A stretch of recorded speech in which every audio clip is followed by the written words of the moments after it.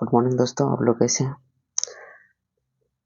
आज हम class 10th के बायोलॉजी के चैप्टर नंबर जो फर्स्ट है जैव प्रक्रम और पोषण, इसके कुछ महत्वपूर्ण ऑब्जेक्टिव लेकर आए हैं। तो चलिए देखते हैं कि हमारा पहला क्वेश्चन क्या है। पहला क्वेश्चन है कि निम्नलिखित क्रियाओं में कौन सजीव के मुख्य लक्षण है।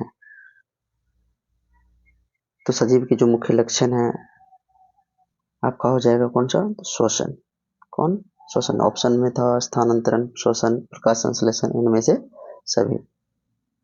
तो इसका लेकिन मुख्य ऑप्शन क्या हो जाएगा, इसका उत्तर हो जाएगा आपको श्वसन। तो दूसरा क्वेश्चन है कि कोशिका के किस भाग में सजीवों के सारे गुण मौजूद रहते हैं। तो इसका ऑप्शन हो जाएगा कोशिका द्रव्य। क्या हो जाएगा, कोशिका द्रव्य या जीव द्रव्य में मौजूद रहता है। चलिए अगला क्वेश्चन देखते हैं हमारा क्या है। करके वे सारी क्रियाएं जिनके द्वारा जीवों का अनुरक्षण होता है क्या कहलाती है। तो ये जैव प्रक्रम कहलाती है। क्या कहलाती है, जैव प्रक्रम कहलाती है। अगला क्वेश्चन देखते हैं हमारा क्या है।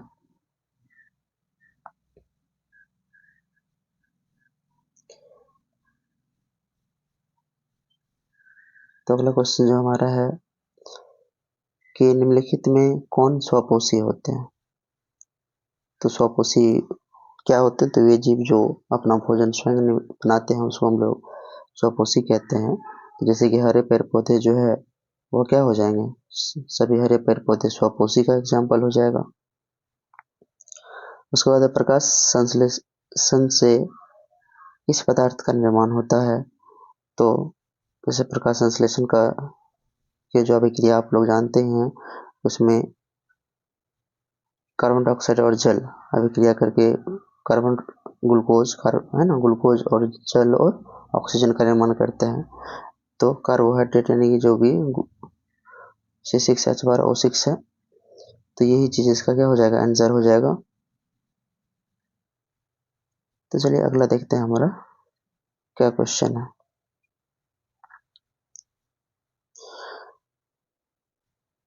गोबर में किस प्रकार का पोषण होता है। तो मृतजीवी पोषण होता है। तो गोबर में किस प्रकार का पोषण होता है, तो मृतजीवी पोषण होता है। उसके बाद हमारा क्वेश्चन क्या है कि पौधों में सूर्य प्रकाश को अवशोषित करने की क्षमता किसे होती है। तो यह होती है क्लोरोफिल वर्णक को, है ना। क्लोरोफिल वर्णक जिसको हम लोग हरित पर्णहरित के नाम से जानते हैं, ठीक है। तो इसमें क्या होती है, सूर्य प्रकाश के अवशोषण की क्षमता होती है। अगला क्वेश्चन क्या है कि प्रकाश संश्लेषण प्रक्रिया में CO2 एवं O2 का आदान प्रदान किसके द्वारा होता है। तो पत्तियों में अवस्थित रंध्र द्वारा इसका आदान प्रदान होता है। अगला क्वेश्चन है कि मनुष्य के दांत की सबसे ऊपरी परत क्या है। तो मनुष्य के दांत की सबसे ऊपरी परत जो है आपका एनामिल है, जो सबसे मतलब चमकीला और कठोर भी होता है ना। सफेद भाग है और ये कठोर भी होता है। चलिए अगला क्वेश्चन देखते हैं हमारा क्या है।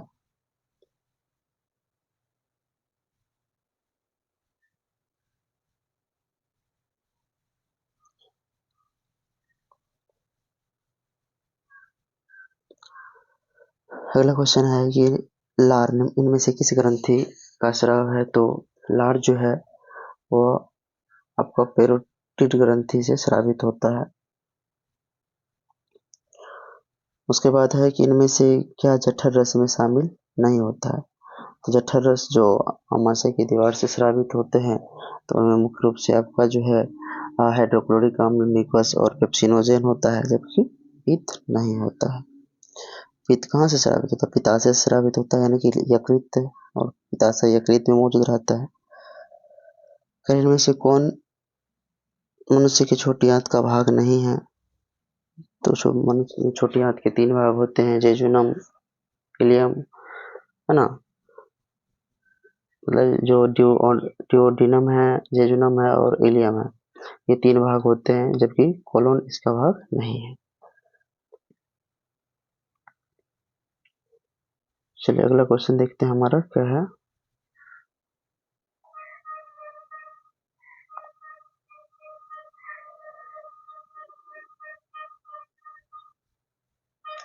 अगला क्वेश्चन हमारा है कि इनमें कौन अवशेषी अंग है। तो इनमें कौन अवशेषी अंग है, तो अपेंडिक्स। इनमें कौन अवशेषी अंग है, तो अपेंडिक्स इसका सही आंसर हो जाएगा। मनुष्य में पाचन की क्रिया प्रारंभ होती है, तो मनुष्य में पाचन की क्रिया जो है मुख गुहा से ही शुरू हो जाती है। कहाँ से शुरू हो जाती है, मुख गुहा से शुरू हो जाती है।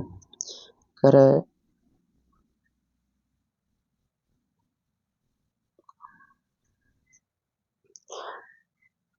अगला क्वेश्चन है आपका कि इनमें से कौन आमाशय ग्रंथि या जठर ग्रंथि का भाग नहीं है।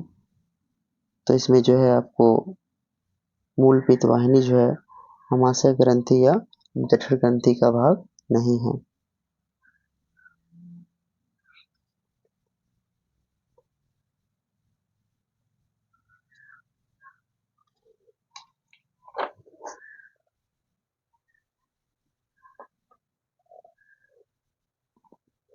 समझे, तो इसका क्या आंसर हो जाएगा। तो इनमें से कौन आमाशय ग्रंथि या जठर ग्रंथि का भाग नहीं है, तो मूल पित्त वाहिनी इसका सही आंसर हो जाएगा। अगला क्वेश्चन है हमारा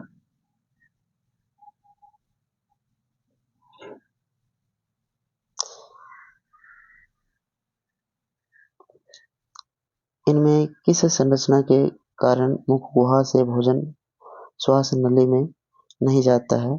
तो एपिग्लोटिस के कारण। इसके कारण एपिग्लोटिस की संरचना होती है, इसके कारण जो है भोजन जो है ना, मुख गुहा से भोजन जो है श्वास नली में नहीं जा पाती है। फिर छोटी आंत में भोजन का पाचन पूर्ण होने के बाद क्या कहलाता है ये, इसको हम लोग कहते हैं चाइल। क्या कहते हैं, चाइल कहते हैं।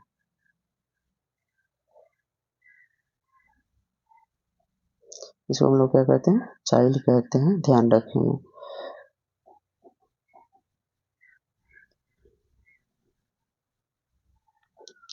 अगला क्वेश्चन है कि निम्नलिखित किस रचना की मदद से अमीबा अपना भोजन ग्रहण करता है। तो कूटपाथ की सहायता से ग्रहण करता है। तो निम्नलिखित कौन अमीबा में पोषण की प्रक्रियाओं को में एक नहीं है। अमीबा में जो पोषण की प्रक्रियाओं में एक नहीं होती, जैसे अंतर्ग्रहण होता है, पाचन होता है, बहिष्करण होता है, जबकि अपघटन नहीं होता है। क्या नहीं होता, अपघटन। पर अमीबा में भोजन का पाचन किस अंगक में होता है। तो अमीबा में भोजन का पाचन जो है भोजन राजधानी में होता है। पिरामिशियम में भोजन का अंतर्ग्रहण शरीर के किस रचना से होता है। तो कोशिका मुख से, कोशिका मुख से होता है। तो चलिए अगला क्वेश्चन देखते हैं क्या है हमारा।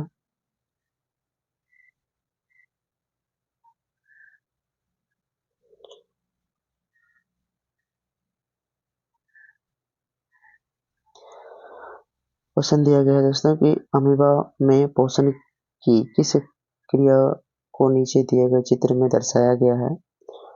तो देखने से ही पता लग रहा है इसमें बहिष्करण को किसको बताया गया है। तो बहिष्करण इसका सही आंसर हो जाएगा।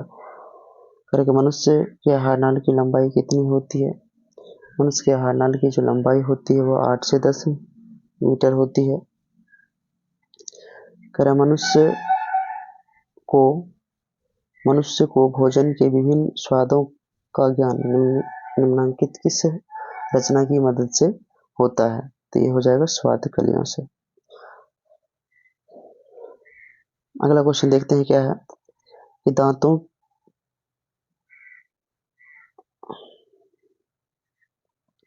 अगला क्वेश्चन है कि दांतों की अच्छी प्रकार से सफाई नहीं करने पर दांतों पर बनने वाला एक अस्थायी परत क्या कहलाता है। तो दंत प्लग कहलाता है, दंत प्लग कहलाता है। करें इनमें कौन मनुष्य के मुख गुहा में पाई जाने वाली लार ग्रंथि है, तो मनुष्य के मुख गुहा में पाए जाने वाला लार ग्रंथि नहीं है, तो अग्नाशय। करेगी आहार नल में कर्मकुंचन को दर्शाने वाले चित्र में चिन्हित स्थान किस प्रक्रिया को दर्शाता है? तो मतलब ये आहार नाल में क्या होता है, सिकुड़न होता है, मतलब संकोचन होता है। तो उसको तो यहाँ जो चिन्हित भाग है वह दिखा रहा है कि इसमें क्या हुआ है, संकोचन हुआ है। चलिए अगला देखते हैं क्या हमारा है क्वेश्चन।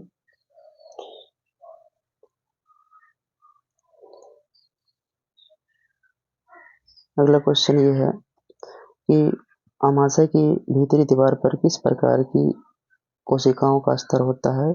तो स्तंभाकार एपिथेलियम कोशिकाओं का स्तर होता है। आमाशय की दीवार में होने वाले घाव यानी जो पेप्टिक अल्सर नामांकित हिस्से किसके अत्यधिक स्राव से होता है? तो अम्लीय स्राव से। तो किसके स्राव से हो जाएंगे? अम्लीय स्राव से हो जाएंगे। करेन में कौन वसा को वसा अम्ल तथा ग्लिसरॉल में बदलने का काम करता है? तो लाइपेज। करे कि मानव आहार नाल के किस भाग की लंबाई सबसे अधिक होती है?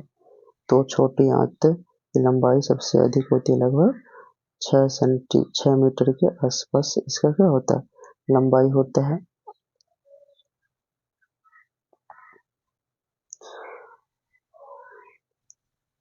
खरा कि मानव शरीर की सबसे जो बड़ी ग्रंथि है वो कौन सी ग्रंथि हो जाएगी? तो मानव शरीर की जो सबसे बड़ी ग्रंथि हो जाएगी वो हो जाएगी यकृत। कौन सी? यकृत हो जाएगी सबसे बड़ी ग्रंथि। तो इस चीज को आप लोग याद कर लेंगे। अगर हमारी वीडियो अच्छी लग रही है तो हमारे चैनल को लाइक, हमारे चैनल को सब्सक्राइब कर लें और इस तरह का वीडियो पाने के लिए बेल आइकन अवश्य दबा लें। तो आपके एग्जाम के व्यू से बहुत ही इम्पोर्टेंट है, तो इसको याद कर लेंगे आप लोग। चलिए धन्यवाद।